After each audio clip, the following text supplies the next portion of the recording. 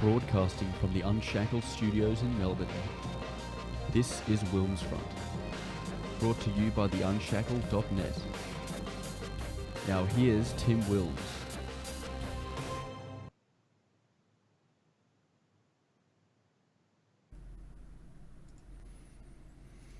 Hello everyone and welcome to tonight's show. The date is Friday, the 3rd of January 2020. It is 7 p.m. here in Melbourne. I hope that you enjoyed counting down 2019 and the decade on New Year's Eve and New Year's Day. We are currently live on the Tim Wilms YouTube channel and also live on the Tim Wilms D-Live channel. For those of you in the YouTube live chat, I put the link to Entropy where you can interact with the show, ask me questions. You can send through super chats to support the show, and if I get time tonight, I can do a poll question. Now, as you all know, my last appearance was in the previous year and decade, was on the Uncockables New Year's Eve special on the 31st, hence why there was not a regular Thursday night live Uncockable show last night, but the show will return in its normal weekly slot next Thursday. Now, this is the first WilmsFront and Australian alt media show for the year. Sadly, the first 3 days of 2020, crisis and horror have plagued us here in Australia, and there's also been alarming developments internationally.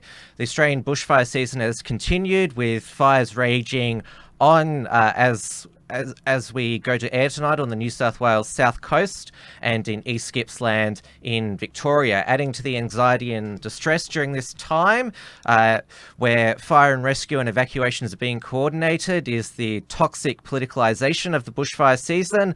The leftist mob on Twitter, they are feeding the mainstream media who are doing all they can to hold Scott Morrison solely politically responsible for the bushfire season, and also making sure that climate change is deemed the sole environmental factor responsible for the bushfires. The concern expressed by many raging leftists on social media, accompanied by horrific pictures and videos, you can't help but think they've been used to whack Scott Morrison and demand action on climate change, as everything is still political in 2020, and never miss a crisis or tragedy to advance your political agenda. Internationally, protests in Iraq against that government's corruption have found their way into the US embassy in Baghdad on New Year's Eve, which was blamed by the United States on Iran and the Shiite militia that it backs in Iraq called Kataib Hezbollah, and the US has responded by killing via an airstrike at the Baghdad International Airport, the International Revolutionary Guard Chief Force Qassem Soleimani, who, well, he was helped all of us by helping to defeat ISIS and al-Qaeda, but because he's Iranian and relations between the United States and Iran have deteriorated since Trump withdrew from the Iran nuclear accords that Obama set up in 2018. There's been an escalation of conflict since then, and there's also been deadly protests against the proposed Indian citizenship law, which it would grant citizenship to refugees and asylum seekers coming from other nations in the subcontinent in Central Asia for all religious group except Muslims. And so they're now alleging that Prime Minister Modi is trying to oversee a nationalist Hindu revolution in India. Now I'm joined by a special guest tonight. He's joining me from Sydney. You've all probably seen and heard from him before. That is Samraat Joshua Grewal.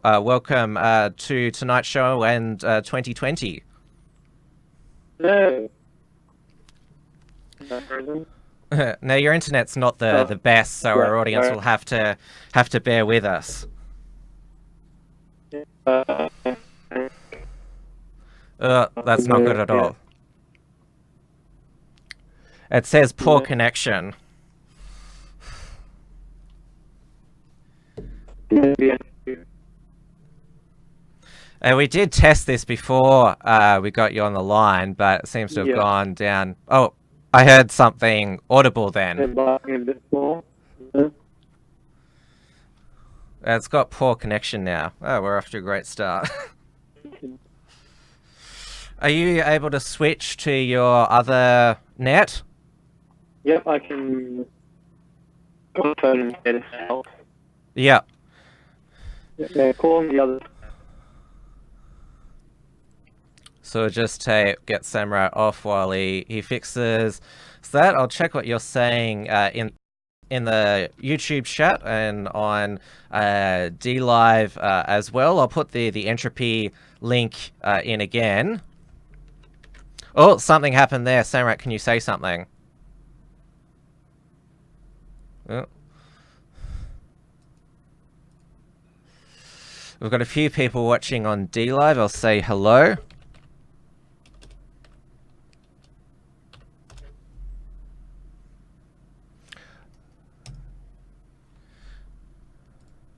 Hello.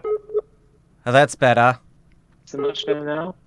Oh, what's happening now? There's another call in the background I can hear. No, wait, I'll switch it over now. Yep. Yeah, say something. Hello, testing, 1, 2, 3. Yeah, it's not the best, but it'll do. Are you on mobile now? Yeah. Okay, so you're probably going to make our audience dizzy, but I remember your last appearance was mobile in, was it Sydney's Hyde Park? Yeah, I was walking around in circles.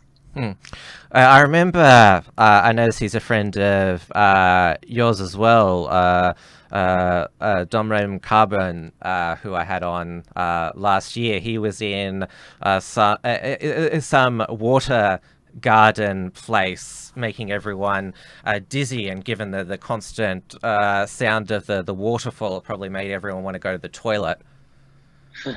Yeah. Now, I'm not. I don't think I'm doxing you to say that you live in Mount Druitt. That's public knowledge.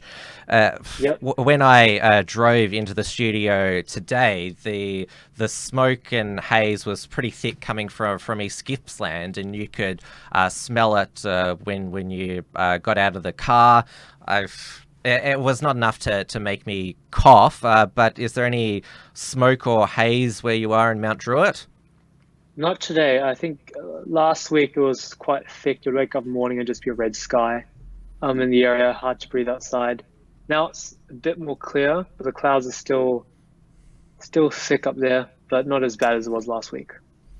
Yeah, people, it's been obviously the mainstream media and people on social media with, as I said in my introduction, they've got another agenda here, but they're trying to promote internationally that the whole nation is on fire and that we should be in a whole state of emergency. And yes, what is happening in East Gippsland and New South Wales South Coast is horrific, but the rest of the nation, we're all still living our lives. I don't see people running in the streets panicking or thinking that the apocalypse is coming. Yeah. It's crazy. I mean, the news already came out that a bunch of the bushfires were lit by people, arsonists, and then more news came out about the backburning issues. Now that could have prevented huge amounts of bushfires. So it's not as big of an issue people are making it out to be. They're just trying to alarmist propaganda to push their climate change agenda. They should be called arseholenists. Assholeness. Yeah. But let's actually inject some facts before we discuss the political discussion around the bushfires. So in the 1920 Australian bushfire season, this is according to Wikipedia, which this is just the facts that they've reported, not the spin that they put on their articles these days, because Wikipedia tries to slant it to the progressive globalist agenda as much as possible. So there's been at least 20 fatalities. This is nationwide. Over 2,500 homes destroyed, and what everyone is highlighting is that over 5.9 million hectares, which is 15 million acres, have been burned. But in the state of Victoria, we've been through a much more catastrophic bushfire season, and that was in 2009 with the Black Saturday bushfires, which I'll just go through the statistics of that now, just so we can have a bit of a comparison.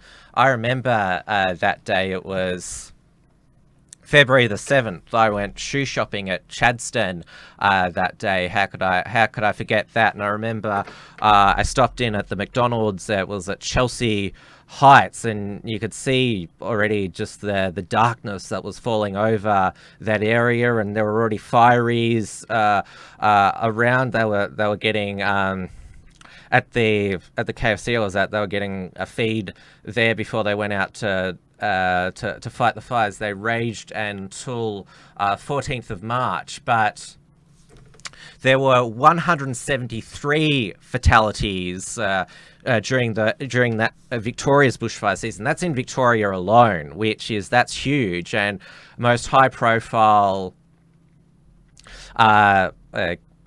death of that was Brian Naylor, who read National 9 News in Melbourne in the 80s and 90s. That was during the time when 6 p.m. news, that was where most people got their news and information from, and 9 News was number one in that time. So a lot of people, they saw Brian Naylor on National 9 News every night, and so that was quite a big a high-profile death in that, and 3,500 buildings were destroyed, over 2,000 houses, which is more than the houses that have been destroyed nationwide this bushfire season, even though that started in September. Well, there was only 450,000 hectares or 1.1 million acres that were burned there, but that's only in Victoria alone. And nationwide, obviously, Victoria is the second smallest state, so obviously it's going to burn there. Now, there was 9 News broke yesterday that there was a 30-year-old man who was arrested in the East Gippsland area. He wasn't named. He had no fixed address on suspicion of arson. And there's been 2 stories that I've seen over the bushfire season that 85% of the bushfires have been lit by humans, not arson, but lit by humans. And it just broke today that I was watching Sky News before, that there was another deliberately lit fire near the New South Wales South Coast, one of the places there. Yeah, it's stupid and it's horrible, and you won't hear the left reporting on all that. They're just going to keep espousing how it's climate change, it's man-made pollution, man-made this, man-made that, that's burning down the forests. It is man-made, but it's literally just people lighting fires, not some sort of climate catastrophe. Well, we should, because we do want to provide the latest up-to-date fire danger information. So I'll just do screen share here. So this is on the Country Fire, or this is what the Country Fire Authority website linked to, Vic Emergency. And as you can see there, the high, well, people who are watching this, they can see the high fire danger here, and it's all around here at the East Gippsland, and then up near the Alpine region, even Mount Buller there. So you can see that obviously it's color-coded quite simply. So red is obviously the worst, orange second worst, and then yellow, well, still dangerous, but there's one, you can see an orange one here, that's up near Gisborne. And then I'll go over to the New South Wales Rural Fire Service. I've got to be able to do the zoom in properly here. So this is the whole state of New South Wales. Obviously blue, I assume, is not as bad. And then we've got yellow. As you can see, yellow here, that's down near the New South Wales south coast.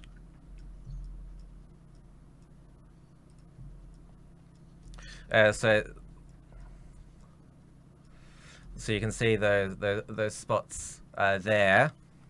Jindabyne, that was where they suspected that a fire was deliberately lit. So, quite, yeah. Obviously, it's they've tried to evacuate because it is a popular holiday spot in New South Wales south coast. They've gotten rid of most of the tourists now, and half the thing for emergency evacuations is just getting people to follow instructions, because the evacuation authorities can only do so much to evacuate people. Sadly, there are some people who are stubborn and don't leave. Yeah. Some people want to fight the fires in their backyard. Well, some of the residents are staying, which is fair enough. It's their properties which are likely to go up in flames. I'm talking about the tourists here. I mean, you're not going to have a really good holiday if there's bushfire danger. Well, I mean, it's not every day you get to see a red sky and bushfires, so maybe they just take selfies with the walls of flames. Tourists can be crazy sometimes. We've got a question from Binary Agenda on entropy. Do you support the death penalty for arsonists? I know that you, Samraat, support the death penalty for pedophiles. I would say arsonists are up there with pedophiles and mass shooters with the horrific damage they cause. I've said that arsonists are pretty much like Australia's mass shooters, and it is some sort of, I guess, psychologists have gone into how it's a form of sick fetish to sort of want to light fires and see the destruction. Yeah. Well, it would arsonists are really like, if it's teenagers being stupid, then obviously not. But if it's someone who's mentally deranged, then maybe it's better just to chuck them in an asylum. Bring back the institutions. And within the climate change blame on the bushfires, when people mention arsonists, they say, "Oh, we've always had arsonists, but given the dry conditions and increasing temperatures, then the fire burns." The fire that started by the arsonists burns greater than it previously would. Is that what? I wonder if that's what their lawyers are going to argue before the judge. I didn't mean to cause that much catastrophic damage. He can only be held, say, 25% responsible, 75% climate change. Yes. Looking forward to hearing what stupid arguments they come up with. But you can probably, yeah.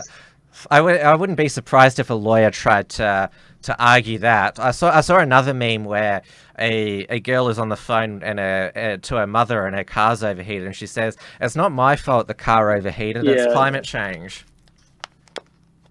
Well, it will be interesting, because if that argument is presented in court that they can't be held liable for the excess fires caused by climate change, then it would be kind of up to the court to determine if climate change is a real thing, and then rule on that, which would be interesting.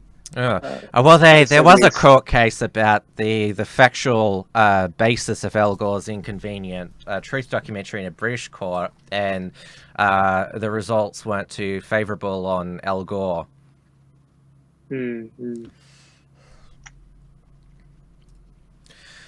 So we're told to listen to the climate science.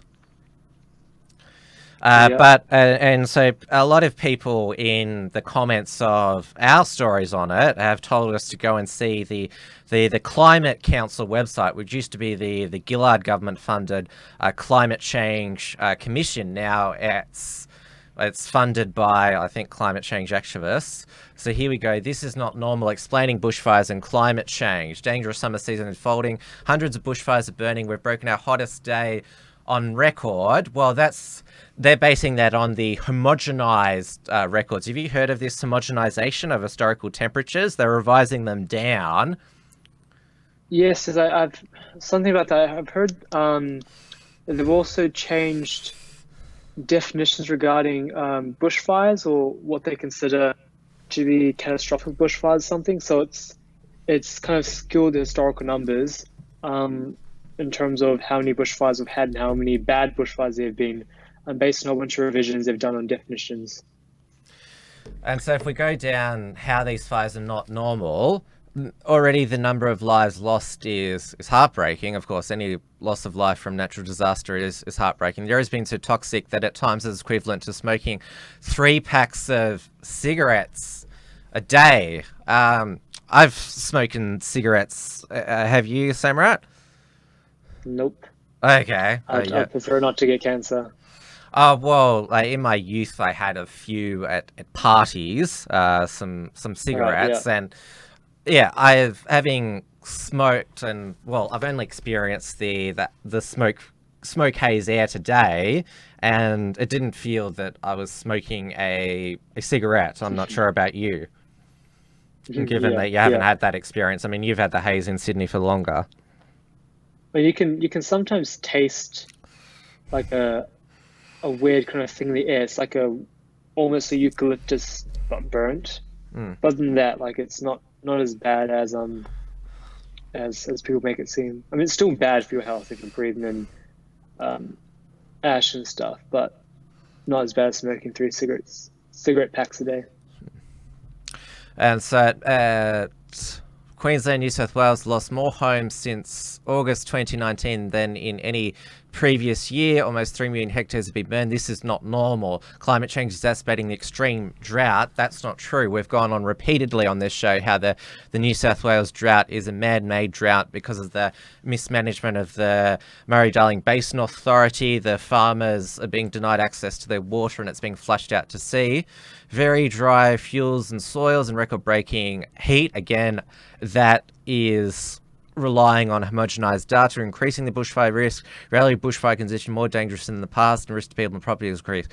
Also becoming more dangerous to fight bushfires in Australia. You see how there's, in that one second paragraph there's hardly, there's no links to data or anything like that. Yeah. And it goes, Australia's temperature have risen by around 1 degree Celsius since 1910. Not 2010, 1910, which is 1 degrees is not, in the grand scheme of things, where temperatures worldwide fluctuate from -0 to as high as 50, that's not a great rise. Australia's also experienced a drop-off in the cool season rainfall across mainland on southern Australia in recent decades. This is linked to climate change. Yes, I've heard this argument that there's less of a time frame to do hazard reduction burns, which is different from back burns, which is to prevent further bushfires. Well, they've actually got a link here as measured by the MacArthur Forest Fire Danger Index. In other words, climate change has made the bushfire conditions we're seeing right now worse. Well, they're basing this fact here and calling it on climate change. For years, scientists have warned that climate change would increase the risk of extreme bushfires in Australia. This warning was accurate. Scientists expect fire weather will continue to climb for a week and its field will develop substantial and rapid to reduce greenhouse gas emissions. But you have to remember that when fire, this is basic science, when fire has burnt something completely, like a piece of wood, it doesn't catch fire again. That's why to keep a bonfire going, you have to pour fresh wood on it. So if the area's burnt, it's not going to catch fire again. You get what I mean? Yeah. Why do some people keep blaming the fuel loads or the lack of hazard reduction burning? Fires these, yeah, this is what I was talking about before. It's linked in substantially that has already reduced opportunities for fuel reduction burning. This, coupled with hotter and dry conditions, costs of fighting these fires is also increasing. Government ignore warning about the impact of climate change, including bushfires. We don't have the area or resources to fight fires across the country at the same time. And then this year, how is coal and gas linked to climate change? This is all just about carbon dioxide emissions into the... So we're getting into the actual... What most our leaders do to address climate change. Prepare Australian Community and Health Services for escalating fire danger. I'm sure they're going to do that. Phase out the burning of coal, oil and gas, which is, well, that's again the climate change agenda there. So, yes. That's from the Climate Council. Obviously very high on the rhetoric and the alarm, but very light on actual referenced information, I think. Samraat, Yeah. your camera's gone. Sorry, I was trying to fix it up. Is it good now? Yeah. Brilliant. Yeah, so that just proves, like, that's the Climate Council, which we're supposed to listen to. It's got a slightly more rational argument than what we see from the leftists on social media. Yeah. I mean, it's still the same stuff, you know, whether it's a bit more rational, with a little bit more facts thrown in, it's still the same kind of false narrative about climate change. Now, after we've gone through that, the key takeaway from that is that the hazard reduction burn, the timeframes emerge, but a story that has caused a sensation online, which the Unshackled covered. This was back in September in Gippsland. These protesters here, they were protesting hazard reduction burns in the Gippsland area, because it was revealed that ABC Gippsland, they were trying to cover up the promotion of a green group that was opposed to hazard reduction burns. This is the Facebook post. It's back now because I think once the ABC it got caught out, they had to put it back up. It says this is 23rd of October, so this is well before the East Gippsland fires started. Now, we should say that the area that was where the hazard reduction took place, this 370 hectares was planned. It was reduced to 9 hectares. This area is not on fire at the moment, but it could very well catch on fire. And of course, the ABC is covering it as a sympathetic. They're talking about the natural habitat of the wildlife. Of course, the toll on the Australian wildlife this fire season has been horrific.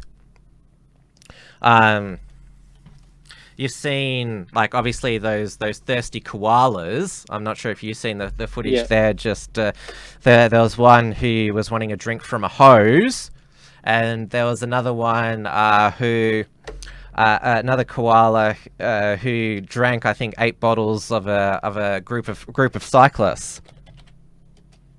Well, okay. And of course, koalas, they're the cutest animals, and so animal death toll is likely to be 480 million this summer, Australian summer. That's a lot.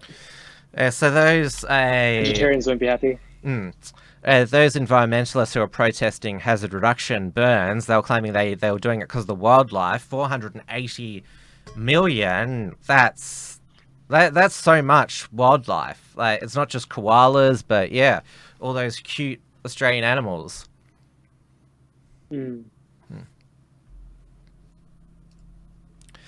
Yeah, so There has been, in Victoria at least, because our summer really didn't start until mid-December. I was wondering, it's been very cool this summer. I was wondering from October, November, when's summer coming? We've only had 3 days above 40 degrees in Melbourne. There's not another one due in the near future. So I haven't certainly thought it's a dry summer compared to other summers in Melbourne. Again, like I've been here in Melbourne for 20 plus years, and of course they don't like to get first-hand accounts from ordinary people, because it's like, oh, what would you know about science, even though you've observed the area in your physical form?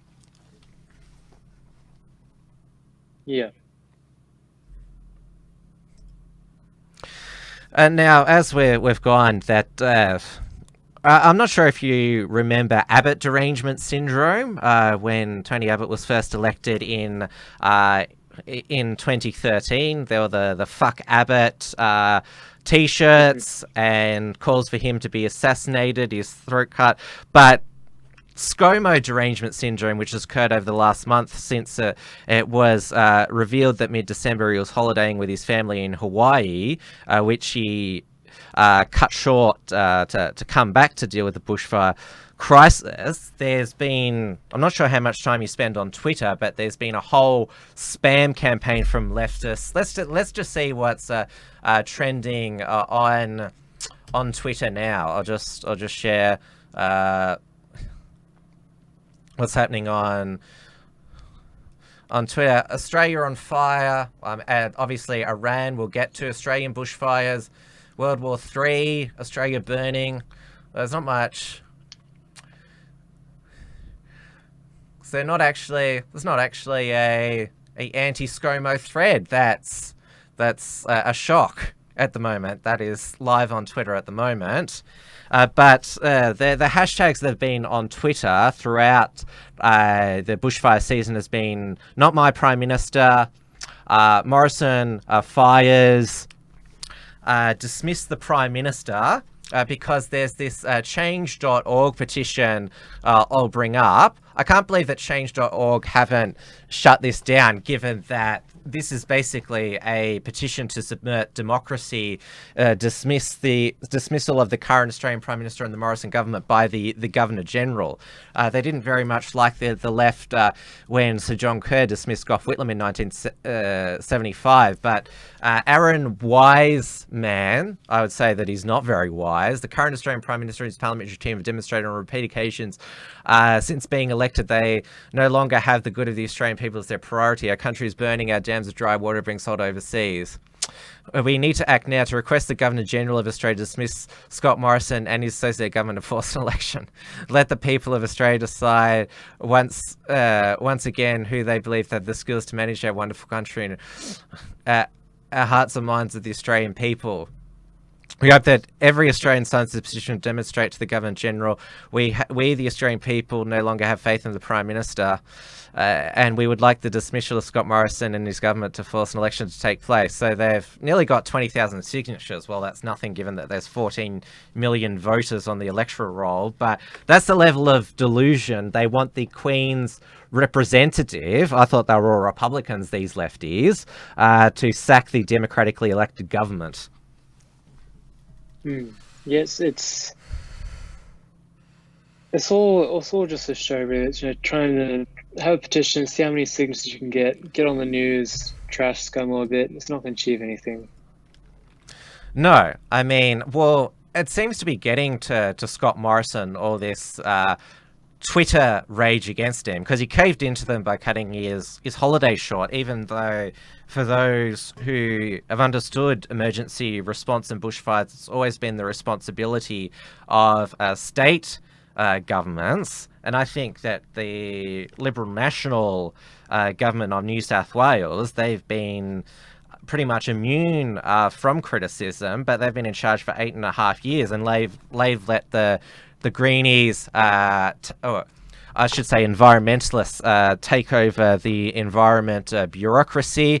And I just want to share this was a letter to the editor in the to the Sydney Morning Herald, which wasn't published, but somebody posted online. Ill-informed regimes. I worked for the Forestry Commission, Forestry Corporation now for almost 43 years, and from 1990 until August 2014, I planned to coordinate hazard reduction burns on forestry land from Kabaro to Nukwa, then west to Moss Vale, and then through to Cooma via Queanbeyan. I helped do 260,000 hectares of hazard reduction burns in that period. In 1972, when I started with the forestry, the hazard reduction program was that if an area had heavy fuel loads, it was burnt by anyone who passed during the cooler months of the year. A few strategically placed matches removed that fuel and prevented massive fires we see today. The rot set back in 1974 when the New South Wales government passed the National Parks and Wildlife Act, supposed to protect the native wildlife and natural environment. That was the greatest natural disaster ever visited upon the Australian environment, because frightfully unrealistic fire regimes were introduced that prevent land managers from doing adequate hazard reduction burns. In 2014, forestry on the south coast, through a corporate directive, adopted those increasingly destructive fire regimes.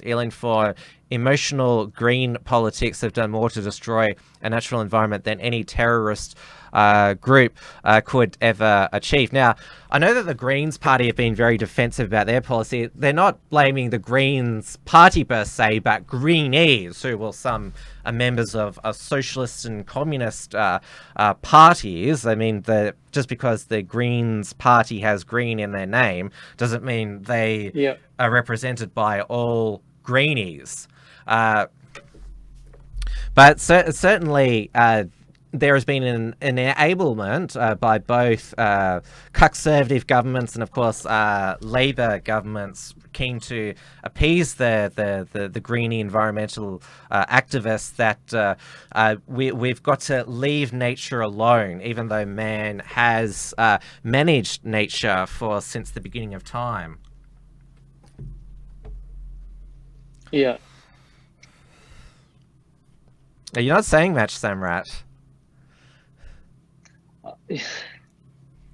You will be talking a lot in the second half of the show.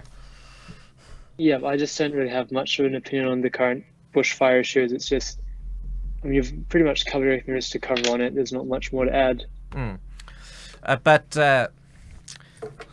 we'll keep going on the politics of it, which I'm sure you've got an opinion of, because Scott Morrison, he was heckled when he went to visit the town of Cobra, and he went to shake this woman's hand, which she refused to do, enraged him that not enough was done for the bushfires, and then a few other people joined in the heckling.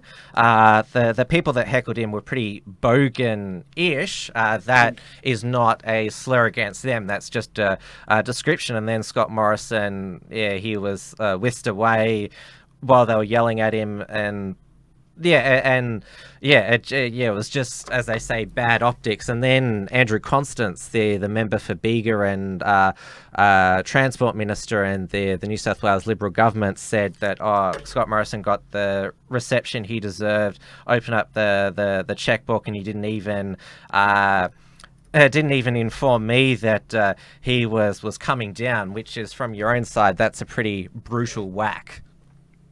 Well, yeah. I mean, even today when I went to get a haircut, my barber was just talking to me about the whole Scott Morrison issue and how she was just blown away by how Scott just the act he tried to put on when he went to shake that woman's hand. She didn't shake it, so he literally just kind of grabbed her hand and shook it. And then as soon as people started to throw slurs his way, he just kind of got back into his car and drove away without answering any questions, without responding, without actually being a prime minister and kind of facing the brunt of criticism. That's in the federal electorate of Eden Monaro, that town, which is held by Labor MP Mike Kelly. I've checked his Facebook page. It's good to see he's providing regular updates because, well, Elbow has been quite active in the front line of the fires, well, not putting out the fires himself, but making his presence known at emergency centres and also doing a lot of mainstream media appearances. But Anthony Albanese, he's the opposition leader.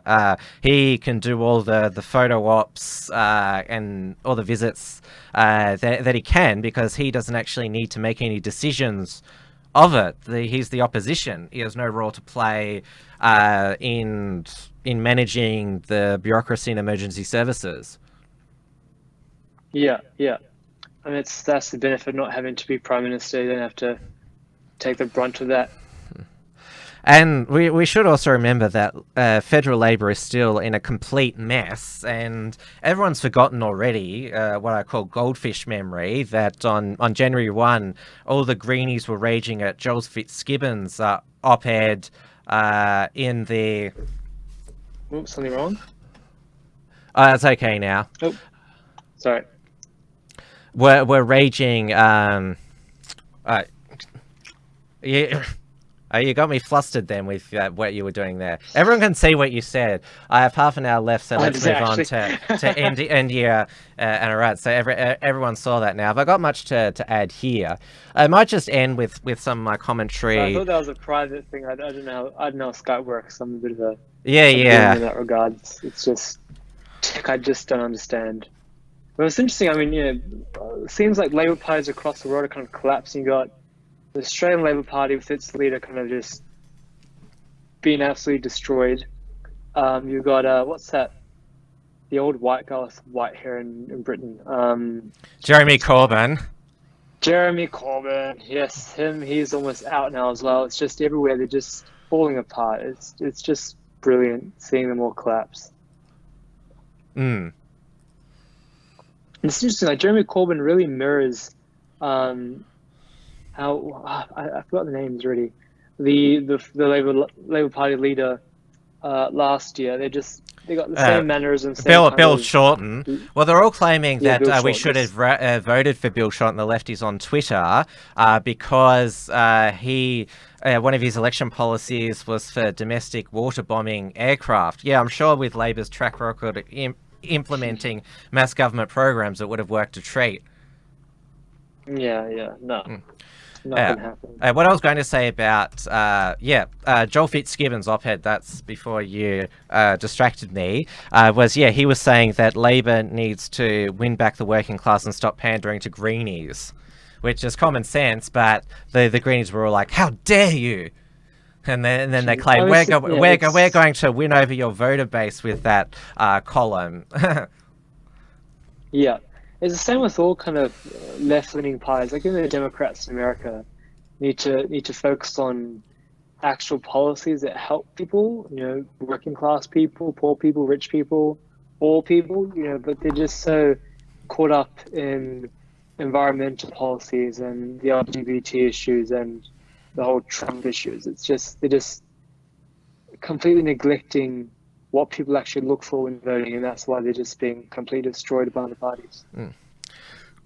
Now, I talked about the social media rage, but the mainstream media, they've been happy to run with the social media rage. I might just share this this meme that I saw, which basically sums up the social media, because Twitter is only a microcosm of the leftist activist class. This is meme. I'm sure you're aware of this keep calm meme. This is what someone made. Lose your shit and blame Scott Morrison. That's pretty accurate. Now this is I took this screenshot from the Guardian's comment is free section. So Michael Mann, he's a Canadian climate change activist. He says, Australia, your country is burning, dangerous climate change is here with you. Michael Mann, he was the one who sued Canadian writer Mark Stein for mocking his hockey stick climate graph, which got thrown out of court. David Ma, he's a long-time leftist writer in Australia. Australia's becoming a nation of dread, and the world looks on with pity and scorn. Yes, they've been keen to slander Australia overseas as much as possible. Australia's left. They said about Kylie Minogue's Tourism Australia ad that, oh, you shouldn't believe Kylie, Australia's on fire, don't visit. Lenore Taylor, who's the editor of The Guardian, we know this disaster is unprecedented. Know about if Scott Morrison's spin can hide it. And then Scott Ludlam, the former WA Green Senator, I fled the bushfires with ash falling from the sky. This is what community feels like. Yeah, it's a bit strange. Don't really know what to say on that point. It's just mad. This world is mad. Everyone's crazy. It seems to be that this is the press Canberra Press Gallery. This is their revenge on Scott Morrison because they feel that they have been mistreated by Scott Morrison's office this year, and it's fair to say that his media department, they haven't managed this well. I mean, they wouldn't confirm to the media that he was holidaying in Hawaii, where that's everyone tracked him down to, and probably the most vocal political reporter who's been bagging Scott Morrison constantly on Twitter has been Peter Van Onselen. He is political editor for Network 10. So if we go down here, what on earth is the PM? Is it dead? That's what it says. Oh no, we're online now. Yeah, did we cut out there, everyone? Tell us in the comments. Because I wasn't saying, I think it's just on my end here. I'll go through entropy. No, not according to anyone. My own feed of the episode is playing tricks on me. But yeah, I was still got here. Yeah, so yeah, it's just Peter Van Onselen. I'll go through slagging him off, and it talks about how PM told no, wait, this one's better. Can't get an answer from the PMO. Is it true the PM wasn't briefed on what Costin said? This is the state minister who slammed him before his 3AW interview. Probably because if it's true, it's very bad media work by the office. If it's not true, then the PM told a Porky on 3AW. Tough choices. Now, the reason why Van Onselen has it in for ScoMo is because people in Scott Morrison's office sent Peter Van Onselen quite it's a bit much to call them abusive text messages, but just, very contemptuous text messages, because he went over to the United States with the press comp when ScoMo had the White House dinner with Trump, and they were messaging saying, "Oh, you can come to America, but you won't get anything from us." And so Peter Van Onselen, his revenge on ScoMo is basically it's summarizing the rest of the mainstream media, because of course then the US trip, it was Paul Murray, Scott Morrison's favorite host of Paul Murray Live on Sky News, who got the Donald Trump doorstop exclusive. And so this is basically their revenge on Scott Morrison for their perceived mistreatment of them and playing favorites with Sky News and other conservative columnists. And boy, are they using the opportunity. They've basically got paparazzi now at Kirribilli who are snapping backyard cricket being played there, and then of course the holiday snaps of Hawaii there. It's almost like Canberra Press Gallery is sort of like a new division of TMZ. Yeah. It's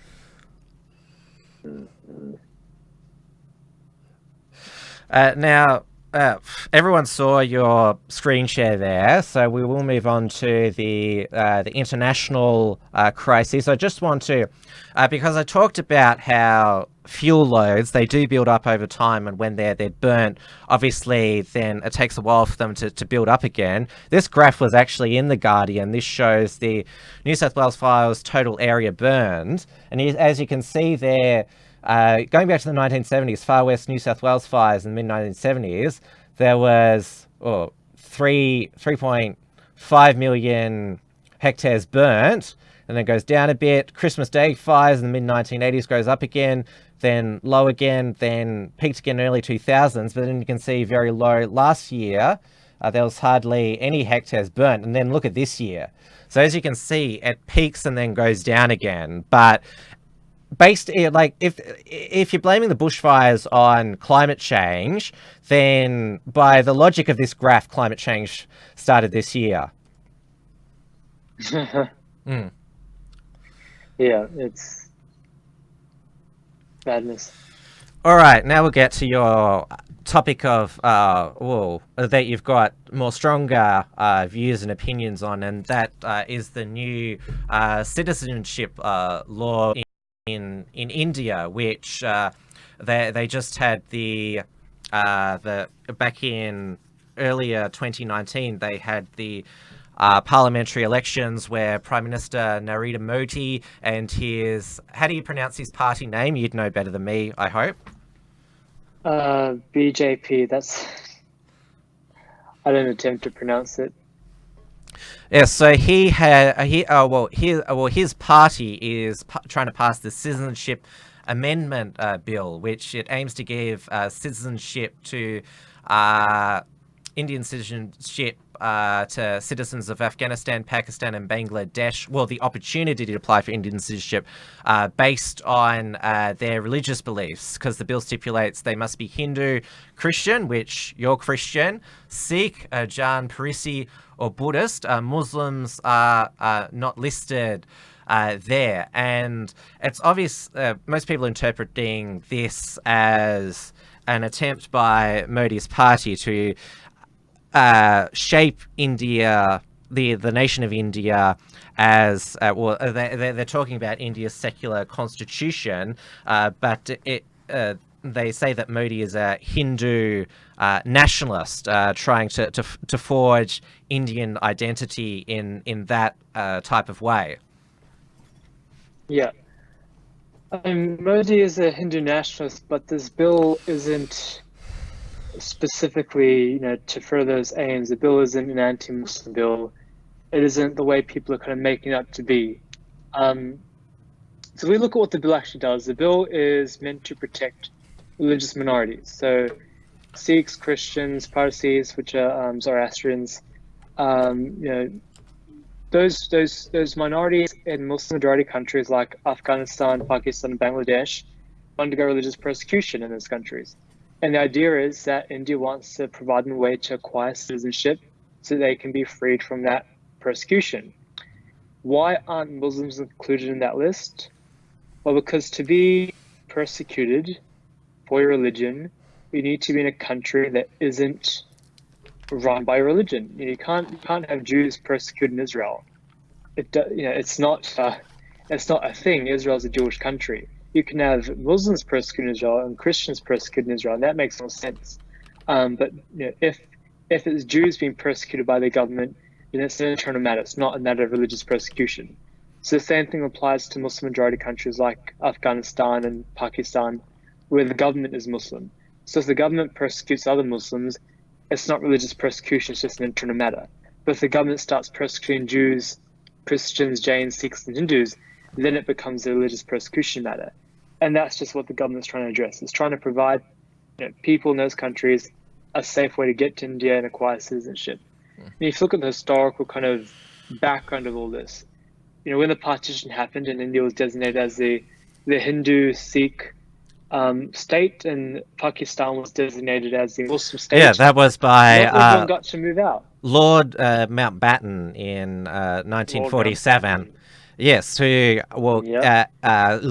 Mountbatten was his name, but he's mainly known as Lord Mountbatten. He was other interesting facts about his life is that he was Prince Charles's mentor in his youth, and he died in 1979 during it was, you call it an assassination, basically a terrorist attack by the Irish Republican Army. There was also allegations that he sexually abused young boys. That's also come out as well. But obviously, because I read about this on Wikipedia, and Wikipedia says, the partition displaced so many people, but it saved many more lives, because otherwise, well, India and Pakistan, they've had fraught relations for since they both became independent nations. But if British India just became India, there wasn't that partition, there'd be so much bloodshed over this past 70 years. I'll just agree on that point. Even prior to, if you look at the British Raj itself, you had Sikh, Hindu, Muslim communities living side by side. There wasn't much, inter-communal warfare. It was only once the partition happened that people had an incentive to go and kill other religious groups. That, in a city like Lahore, the capital of Punjab, if it was a Muslim majority city, you would go to Pakistan. If it was a Hindu majority city, you would go to India. So you had an incentive to then go and kill everyone. Well, this was immediately after the petition. I don't dispute that. Yeah. Yeah, I'm talking about like today. Like say that if India and Pakistan were one united country, do you think things would be worse in that region than if they are, like, as they are now, two separate countries? No, it would be absolutely fine. Look like this, right? India's got 1 billion or so people. 200 million of those people are Muslims, right? That's a huge number. You basically got Pakistan and India already, and it's quite stable. Or was quite stable before the passing of this Citizenship Act. So if India and Pakistan remained as a single country today, it wouldn't be any different to what India is like today anyway. India is still a very multi-religious, multicultural, multiracial country that's fairly stable internally. But obviously, India and Pakistan have had poor relations. What I'm trying to get at here, obviously, I'm talking about if India and Pakistan were one nation today in 2019. Yes, if they're one nation, there wouldn't be any issues. You think so? So it was wrong for Lord Mountbatten to petition the nation? Yeah. Mm. It was not only wrong for him to petition the nation, but also wrong for him to commission the guy he did commission to petition the nation, a guy who knew nothing. It's like one of those famous sayings about the guys who redrew the borders of Europe after World War One, and they kind of just chuck the Serbs in that country, chuck the Germans in this country. It's like that, and then that caused World War II. So the same thing in India. The Brits had no idea how to draw up the borders. Like, they messed up the borders in the Middle East, they messed up the borders in India, and that's the sole cause of all the conflicts between India and Pakistan. It's just border disputes, because the borders were crappily drawn by politicians who had no idea what was going on in the region. Getting back to this citizenship bill, why have Muslims been excluded? What's the reason? Yeah, so as I said before, the bill is to protect people who face religious persecution. And you can only be persecuted for religion if the government persecuting you is of a different religion. Therefore, if you're a Muslim in Pakistan, you can't face religious persecution from your government, because the government's also Muslim. Yeah, but this is talking about, because going back, this is a Time magazine article where I got, it's talking also about Afghanistan and Bangladesh, refugees from there. Yeah. And obviously they're not. Yeah. Bangladesh used to be East Pakistan. So it's still a Muslim majority country. Yeah. As governments. Yeah. So why can't Muslim refugees come from Afghanistan or Bangladesh? Because the bill is targeting people who face religious persecution. In Afghanistan, you can't face religious persecution for being a Muslim by your government, because the government of Afghanistan is Muslim. It's an Islamic republic. The same with Bangladesh. It's an Islamic republic. You can't be persecuted for being Muslim in a Muslim country. That's the issue here. It's meant to protect people who are not Muslims living in these countries facing persecution, because Christians in Pakistan have their churches blown up and have people come and shoot them up and stab their sisters and their mothers and fathers, right? That doesn't happen to Muslims in Pakistan. People in Afghanistan, you've got Parsis in Afghanistan, Sikhs in Afghanistan that are killed by the Taliban and other Muslim organizations. That's not happening to Muslims. If it's happening to Muslims, it's not because of their religion, it's because they're part of a rival faction. And that's what the bill is trying to address. It's trying to address religious persecution specifically, and that just logically means it doesn't include Muslims because these are Muslim majority countries.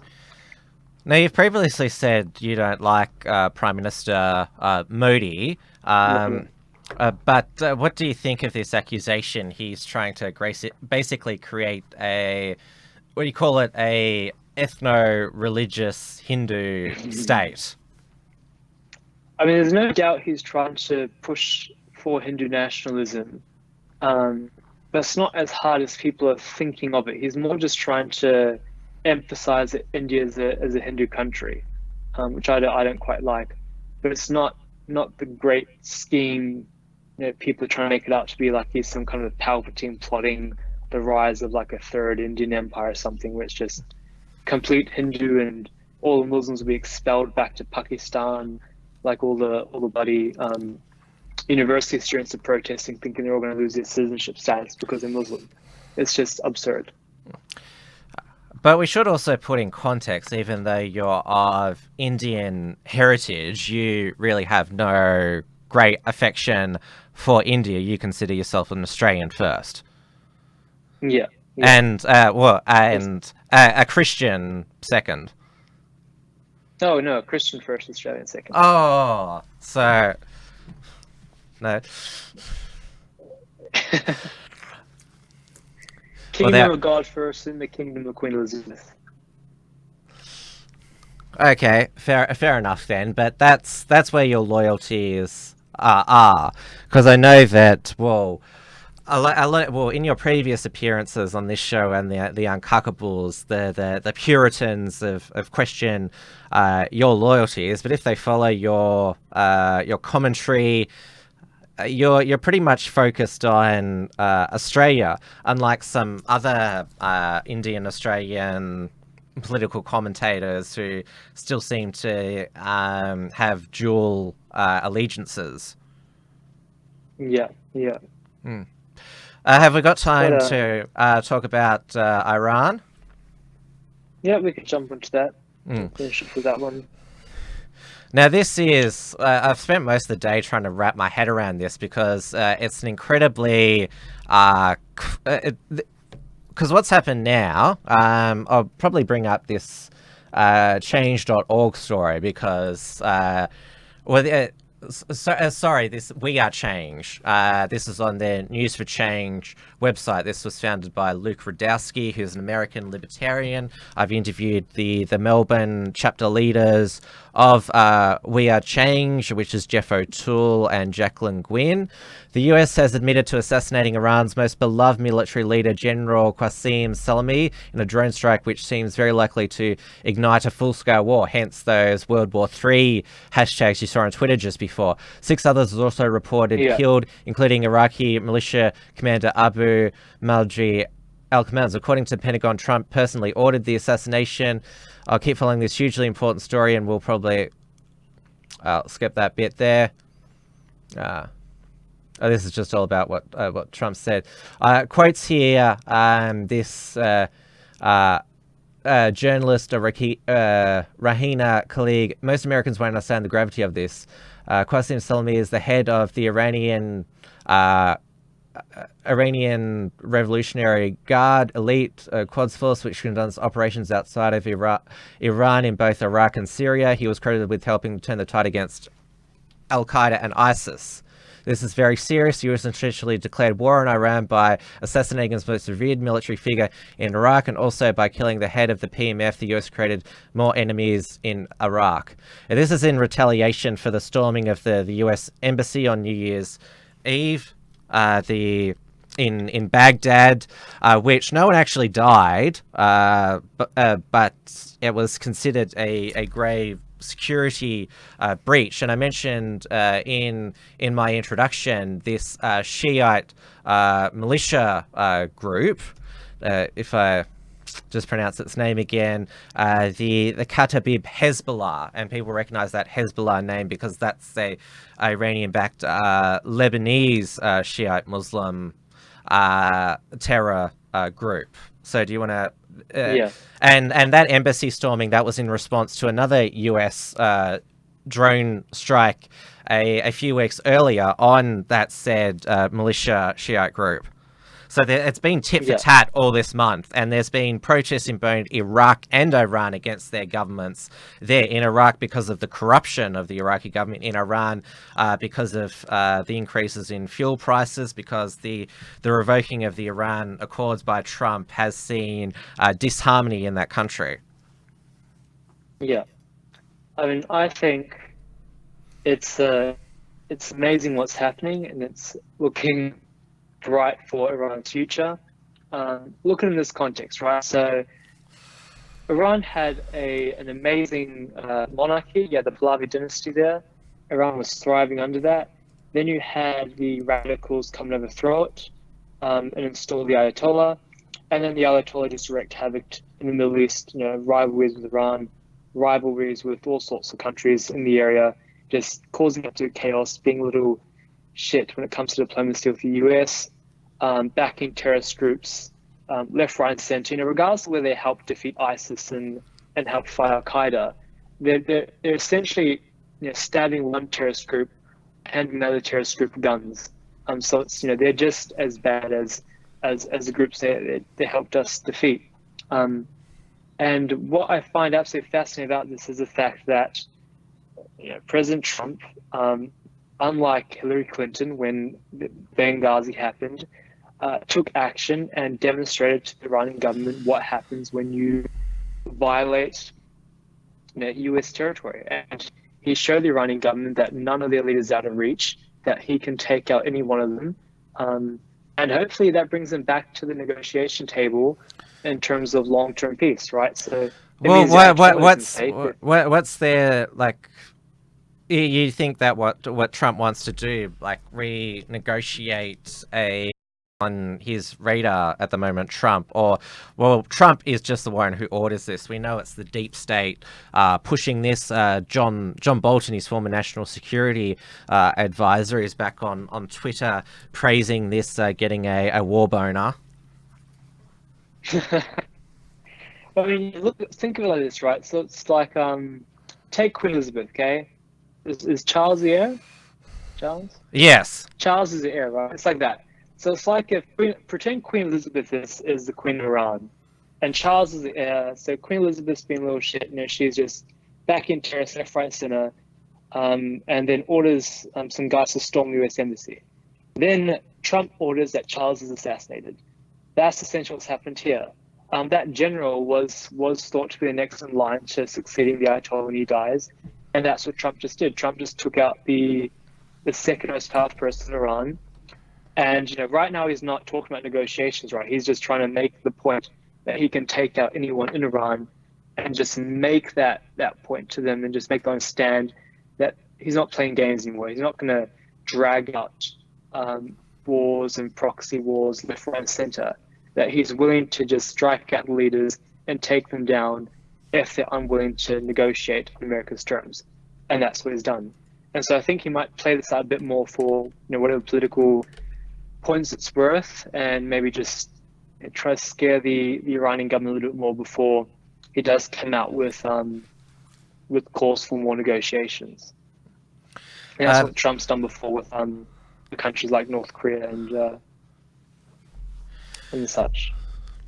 Well, I certainly believe that all this tension has been caused by him withdrawing from the nuclear peace accord, and let's not forget the heightening tension in the Strait of Hormuz, where there's been freedom of navigation exercises by the US, and Australia's joined that as well. There's just been a release from the US State Department. Americans told to leave Iraq. I don't know if why, if you're an American, why you'd be in Iraq in the first place. We have got a question here from Dia Beltran.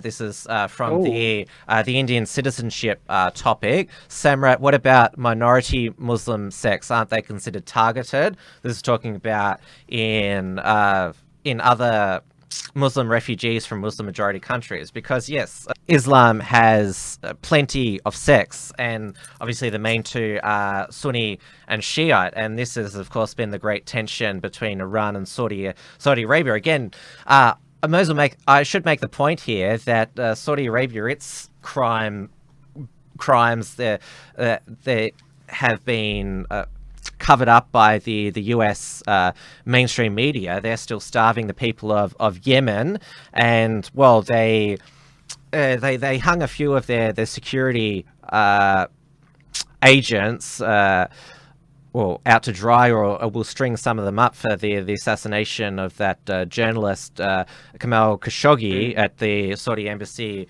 in Turkey, which seems it's pretty shitty by the Crown Prince there to basically, people are acting on, we know that they're acting on his orders, to basically put them to death for following his orders. Like, that is absolute, like, shit, like, being an absolute horrible person, evil, like, I can possibly think. Yeah. But well, the question talking about religious minorities. Yeah, Muslim minorities. I digress there. So I was making the point that yes, there are obviously two warring Muslim factions on a grander geopolitical scale, and so that is obviously going to be present in other Muslim majority nations. Not so much in Pakistan and Bangladesh. The Shiite Sunni conflicts there are virtually non-existent. Like, you might have some in tribal areas like Balochistan, Pakistan. I've yet to hear of any significant things happening in Bangladesh. In Afghanistan, there might be a bit more of that. But the issue there is that that's an internal matter still, because unlike Catholics and Protestants, which have different theologies and different this and different that, Sunnis and Shiites don't have all too many differences other than one political one, which is who succeeded Muhammad, and that's virtually it. So when it comes to their conflicts, it's not a matter of religious persecution, it's just a matter of political issues and internal matters, which is why they don't count as being under religious persecution if they fight with each other. Now, I'll put the entropy link in the chat again, so if you want to ask me and Samraat a question or send through a super chat, you're only going to be with us for, I think, another 5 minutes. Samraat, well, it is getting quite dark where you are there. But summarizing this situation, the reason why people are talking about World War III is because Iran is backed by China and Russia. And of course, Australia's relationship has deteriorated with China over the past 6 months, with a lot of China's foreign interference in Australia being exposed. And this was one of the reasons why, I hope that one of the reasons why Scott Morrison was planning to go to India to meet Prime Minister Modi in late January, because we basically need India to be our greatest ally in the Asian region if it's deteriorated with China. But he's now said that trips likely to be suspended because of the bushfires, and it's not a good look if he's trying to sell coal to India. And of course, this citizenship bill will be, if Scott Morrison goes to India, they'll be asking him, how can you stand there with Modi when he's trying to kick out all the Muslims? Yeah. I think Scott Morrison's just a bit of a pussy. Yeah, I mean, you're not the only one who thinks that. But yes, going back to the larger point there, and of course, obviously the Iraq. Well, everyone, even if you're not old enough to remember, knows that the United States invaded Iraq in 2003 and tried to put in a democratic government, but the religious tensions between the Shiites and Kurds has continued, and this is why, well, you had ISIS there in 2015, who took over half of western Iraq. So it hasn't exactly been a Western style democracy, Iraq, during that time, and of course that is a US legacy, the building of the Iraqi government, and so that's how it can become World War III. But I read that it was on antiwar.com that they've quoted policy people that it'd take 1 million US troops to fight a war with Iran if China and Russia didn't get involved. And I think with the Australian Defence Force now being called in to assist with the evacuations during Australia's bushfire season, I think it's the last thing that, well, if Scott Morrison's concerned about his optics, he shouldn't be sending ADF personnel to fight a potential war with Iran. Yeah. I doubt there will be a war. If there's, it's not like it happened. Well, as I said before, I mean, this is Trump ceded to the neocons by tearing up the Iran Accord, and there's just been tensions there since. He said that because remember there was that drone strike on that Saudi oil facility, which, well, the neocons, the mainstream media wanted us to go to war with Iran there because increased fuel prices. And I think that there was a US drone that was shot by Iran, and Trump was going to launch an airstrike on Iran but pulled out at the last minute because he realized the human toll. I mean, at the end, Trump always makes the right decision, but why did he make several wrong decisions before making the right decision? I mean, maybe that's what he'll do here, because of course we know that his tweets, like when he threatens military action, obviously there's that fire and fury tweet about North Korea, but like we haven't gone to war with North Korea. So I mean, Trump, he sort of pushes us to the brink, then withdraws, which I'm glad, but stop stop putting uncertainty like that. I think it's all part of the tactics of how the art of the deal, I think, is what his book's called. It's the way you just play with the mind of your enemy and then offer them a better solution when things get a bit too dire. Well, I know that there a lot, given that a lot of the neocon establishment have now embraced Trump, they've praised his actions there. But remember, the people that got Trump elected, the America First people, they will definitely not want him to start another foreign war because, well, there's still US forces in Iraq, there's still US forces in Afghanistan. That war is now nearly 20 years old. So if Trump wants to fulfill the promise to his real base, the people that help propel him, he should not start another global war. I mean, the Democrats, not many of their presidential candidates are keen to withdraw stunt the US military industrial complex and the deep state. I mean, they've loved the deep state going after him. They've used the deep state to try and impeach him. I think starting a war in an election year would be an absolute disaster for him. Potentially. Yeah. I think that's it for me at the moment. I've got to... Yep. Oh, well, thank you for joining me, Samraat, tonight. And I believe you're coming out with some news in the next few weeks. Yep. So everyone keep an eye out for that. There should be something big being announced. What it is, I cannot say as of yet. Okay. Well, take care there and stay safe. I will not just, well, I'm not saying that because of bushfires, but yeah, just in general. You too. Okay. Yeah. Catch you later. Bye. Bye.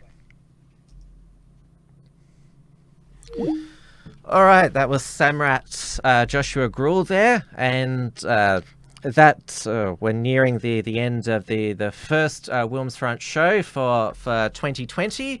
I'll put the entropy link in again. As I mentioned on the last WilmsFront, that was a... When was it? I've even lost count now. It was... Oh, yes, it was...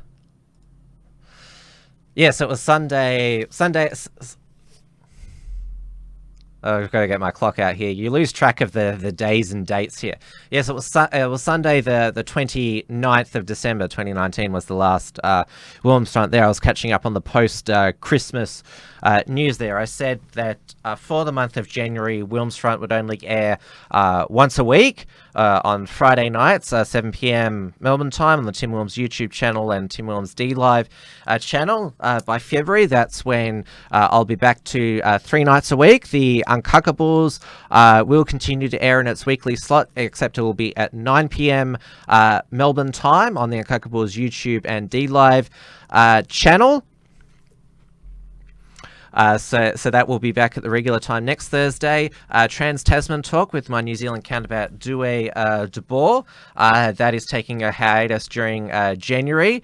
Due is still publishing news and commentary on rightminds.nz. Again, during this bushfire season, a lot of leftists are saying, we wish that Jacinta Ardern was our Prime Minister. Well, I've sent those tweets and comment pieces to Dewey, and he'll have something to say about that. You can catch the archive of episodes and link to the podcast form of the show at timwilms.com, where you can also follow me on social media. I'm trying to, even though I'm not writing much at the moment, you can still see my commentary on gab.com/timwilms, and also the WilmsFront Telegram channel, which is t.me/WilmsFront, which is also got and a D Live channel.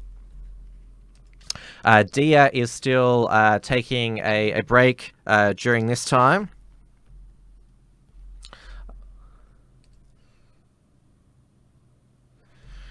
Says the stream has died here. I don't think it has. No. I keep getting... There's these false flags that the stream has died, which it hasn't. Anyway. So thank you for everyone watching tonight and supporting WilmsFront and the work of The Unshackled. We are still covering as much current news as possible on theunshackled.net. You can help us be bigger and better in 2020 by becoming a premium member of The Unshackled, theunshackled.net/membership, or a web donation form, theunshackled.net/donate, and we are still on Subscribestar, Patreon, and PayPal, and there is also theunshackled.net/store. That's all for me tonight, and for the week, I'll be back on the Uncockables next Thursday, as I said, at the special time of 9 p.m. So have a good weekend, everyone. Stay safe.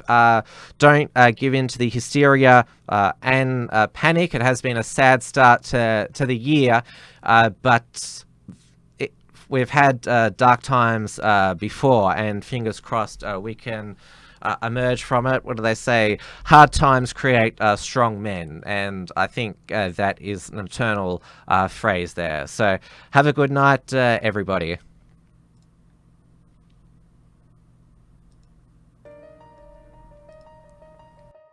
Thanks for tuning in to WilmsFront. Visit timwilms.com or Rational Rise TV to view the archive of episodes. And keep visiting theunshackled.net to view all our shows, and to keep up with the latest real news and analysis.